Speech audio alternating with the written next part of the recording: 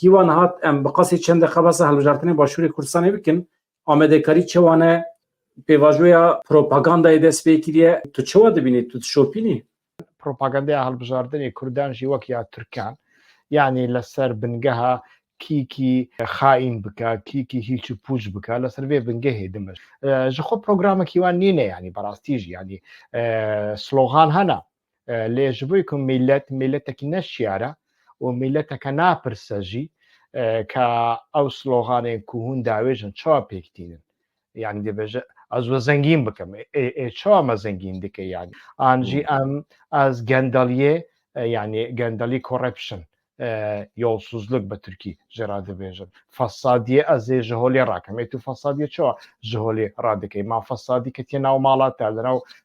پۆلیت بیرۆەتەدا هەیە فەسادی نەبێ یەک کەس بەتەڕا نامینێ و کار ناکە پارتی لەسەر بنگەها گەندەلیێ یۆڵسوزلک هاتی ئاواکردن ساڵە 91 بەوی ڕەنگی ینی یادنێژی هەڵبژاردن لە کوردستانە عراقی بەڕاستی معنیاکی نینە لە هەمی ڕۆژڕاتە ناوین معنیاکی چوانینە ئەس نابێژم ئەس هەڵبژاردنێ بە تەمامی بێمعنە ناکەم لێ ئەس بە چاوێ گەل لێ بنەڕم لە ڕۆژهڵاتە ناوین هەڵبژاردن معنیاکی نەمای مە توجارە نەدیتە سیستەمێک بە هەڵبژاردن بێگۆهۆرتن گۆهۆرتن لە ڕێکە هەڵبژاردنان ئاوا نابن یعنی جارنا پارتێک دچە پارتێکی ترێتێ لێ گۆهۆرتنێکی جەوهری چێنابە هێزێن ڕێبازێکیش بۆ مەشکوکردنە هەبوونە خۆیە بەێ گۆهۆرتن لە ڕێکا دەرڤە هێزێن دەرڤە مداخلێن دەرڤە گۆهۆرتنێن دنێ پرانی ئاوا بوون ئاجی سەر هەڵدان مینا سەر هەڵدانێ بەهارە عەرەبی و تشتن وسەیانی گۆهۆرتن چێ دەبێژە ئەو گۆهۆرتن باشن ئەن خراپن ئەو تشتێکی دنێ لە کوردستانە عراقی 2 ملیۆن و نیو دا ملیۆنێک و نیو ئانجی ملیۆنێکی نێزی ملیۆنێکی ئەم بێژن ناوێ خۆ نەنویسان دێژ بۆی هەڵبژاردنێ کارتێ بایۆمەتری و دۆکیمنتێکی سەرەکیە ji بۆی کو تو بەشداری هەڵبژاردنێ بکەیت دەرنەخستنە ji بۆیش دەرنەخستن ji بۆی کو باوەڕیایی پێنینە چما بچە هەفتەیەکی خۆمەژوولکە و بچە فلان دائیرێ ئانجی بچە بەغدای بچە هەولێرێ vê کارتی دەربخە ناکەی ئەو ناکەم وێجە کینە ئەو ناکەن ئینسانێ وەکی من و تەنە ینی ئینسانێ بێ ئالینە بێتەڕەفن و ئینسانی ئالیگرێ گۆهۆرتنێنە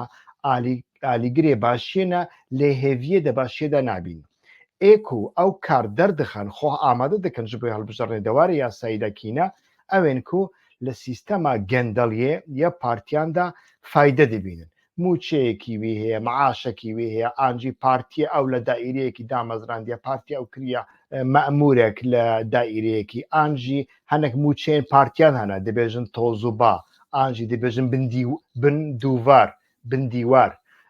موچەیە بندیوار دەدەنوان ئەو ژی هەیە یعنی موچەیە قاچاق بژاردنێ ئی ساڵدا وەک بەرێ نینە یعنی بەرێ ئینسیاتیف دەستێ پەدەکێدا بوو ینی بافێل تاالبانی گوتنەکیوی هەبوو دەبێ هەڵبژاردنێن بەرێدا بەریا کووت و بچی ماچێ بەریا کووت و دەست بە فوتبۆڵێ بکەی ئالیێ هەمبەری تە 11 گۆڵکرد بوون و تە هێژی گۆڵک نەکردە مەبەستێوی چیە 11 گۆڵ 11 کورسیەن کۆتایان یێ بەناوێت تورکمەن و ئێزیدی و فلان و بێوان و بێوان و هەمووژی ئەو کەس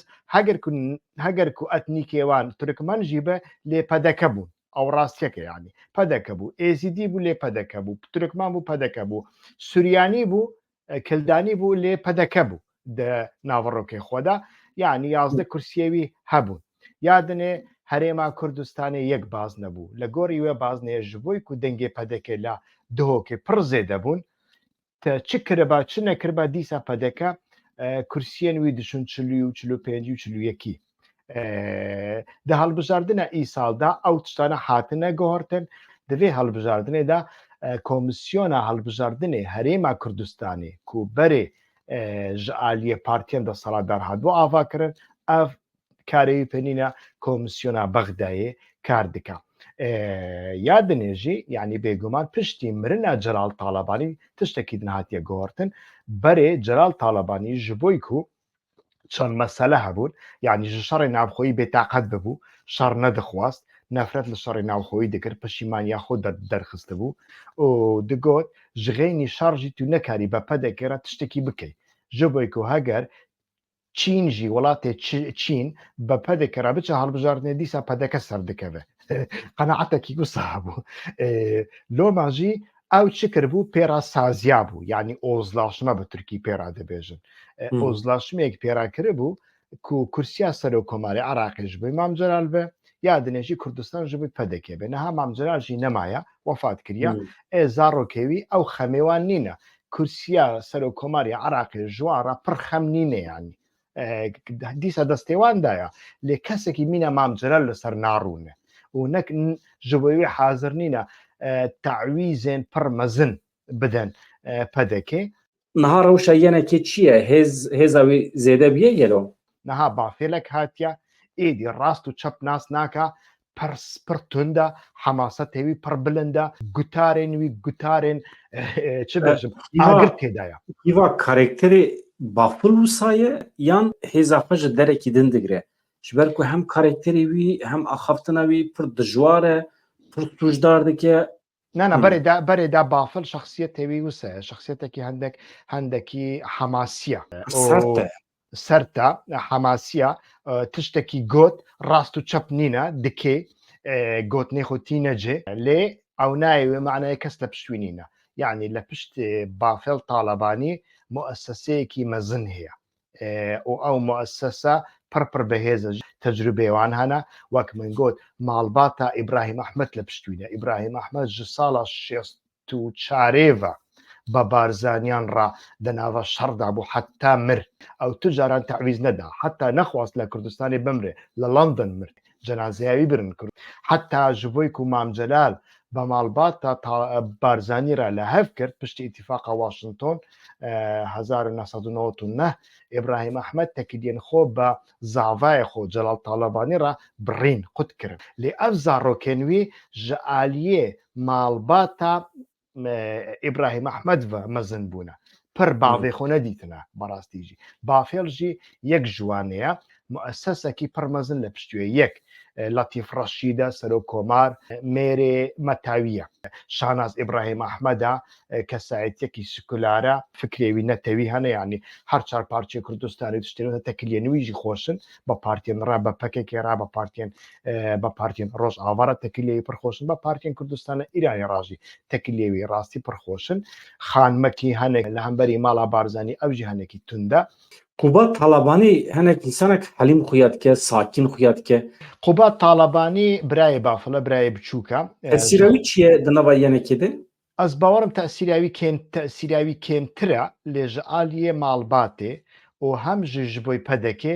ew yekî meqûltir e. Kesekî ku rehet disazê, rehet ozlaşme dik. Bafêl newsaye, Qubat wisa ya dinêjî Qubat hinek xalê wî zeîf hene. Yani Qubat çend salan alîgirê Mesrûr Barzanî bû. Ya dinê hinek xalê wî lawaz hene dema ku alîgirê Mesrûr Barzanî bûye ev hinek pişkêwî heye yani beşêwî heye ji gendeliye û ji fesadiya îdarî de mesela kompanyaya qeywan heye bi pareya petrolê dizî hatiye avakirin ji xwe kompanyayan mezin yê partiyan hemî her du alî jî bi pareya petrola dizî hatiye avakirin vêca tu dibêjî dizî tu dibêjî heram ew helbijartin li destê te daye yani mala Barzanî hasankarî kiriye ji bo Qubat Talabani Qubat Talabani ji bo wan henekî kesekî meqûltir e. Hîva tu li bendê guherînekî çê bibe hikûmet bikeve destê yenekê? Na ji bo çi min ez ê sedemê wî bi kurtasî vekim yani ji xwe pedeke dê dîsa kursiyan zêdetir bîne rast ew 11 kursî ji destê wî çû nehabûne 5 ji wa pêncane de sê dikewin destê wî ew kursiyên kotayan da lê dîsan jî li Hewlêr û li Duhokê lê dê yekem bibe ya dinê pirzgirêkek heye ji bo yenekê yani dibêjin handîkapek heye ji bo yekêtiyê niha yekêtê dikare dengê însanê wek me qazanj bike însanê serbixwe însanê non partîzan însanên partîzan nînin an jî însanên guhertinê dixwazin an jî însanên ku 30 sala li sîstema kurdayetiyê mexdûr bûne tenê karê wan ew e tenê tiştê ku berwan ketiye nisîbê wan bûye bêne Ewropayê li fabrîqeyekî kar bikin bê xwîndin bimînin bê tiştekî wan nebî metrekî erdê wan nebe mûçeyekî wan nebe denava zêrê de lê tiştekî wan nebe însanê wek me yekêtî dikare bû wane qazanj bike لێ قازانج نەکرد ji بۆی چ قازان نەیەکێتینە پارتێندنی مخالفەتی پەدەکی قازانج نەکرد ji بۆی چ قازانج نەکردن یعنی تشتێک و ئەو بگۆڕینن نینە تشتێکی ئەو بگۆڕ گەلۆ ئەو تشتێکی دەبێژن کو ئەم بێژن ئەو کوردایەتە هەیە تەنێ ji بۆی ڕەهینەگرتنا civakەیە نابێژن گاوا ku پەدەکێ کۆنتراکتی 5 ساڵێ بە ئەردۆغان ڕاکرد کۆنتراکتی ناقانونی ku پترۆلێ بفرۆشە تورکایە مخالفەت دەنگی خۆ نەکرد ڕاستە بەبێ ئیزنێ مخالفەتی هاتبووکردن لێگەرەک بوو مخالفەت ماسەیە پەرلەمانتۆی شکەران دبە تشتێک وسا نەکردن یادنێ ji بۆی هەڵبژاردنێ کیژە مخالفەت دەنگی خۆ دەرخ کەس دەنگی خۆ دەرنەخستیانی دەنگی خۆ دەرناخەن ئەوژی دەگوتن بلا ئابوووریە سربەخۆ ئابوووریە سربەخۆ چییە ئابوووریە سربەخۆ ئەم بەغدای تەلاق بدەن یعنی تو لە ئەحمەقتێکی وسا بنەرە ئەم بەغدایە باوێژن تەلاق بدەن بەڕا بەغدایە بدەن ئەمێ هەرن پترۆلی خۆ بەخۆ بفرۆشن بفرۆشی کی دفرۆشی ئەردۆغان ئەو ناقانونیە ئەمریکا شتە قبول ناکە عرب شتە قبول ناکە ئیران شتە قبول ناکە ئەوروپا شتە قبول ناکە قانون و هیچ محکمەیە چما تو محکمە شتە قبول ناکەن کیژان کەسێن کو دەبێژە ئەس دژی پەدەکێمە گوتنەک لە سەرڤەیەکی ڕۆیەکی کرد حتا پارتیەن کو لە بەشندنێ کوردستانیە ڕۆیەکی نەپەکەکێ نە حیزبی دیموکرات نە کۆمەڵا نە پێدا لە سەرڤەیەکی تشتێک نەگوتنە توجارە لە سەروان تشتانە مێژیە پەدەکێ مرۆڤ دکارێ بێژێت دەسەری هەمی کورداندایە بە ڕەنگێکی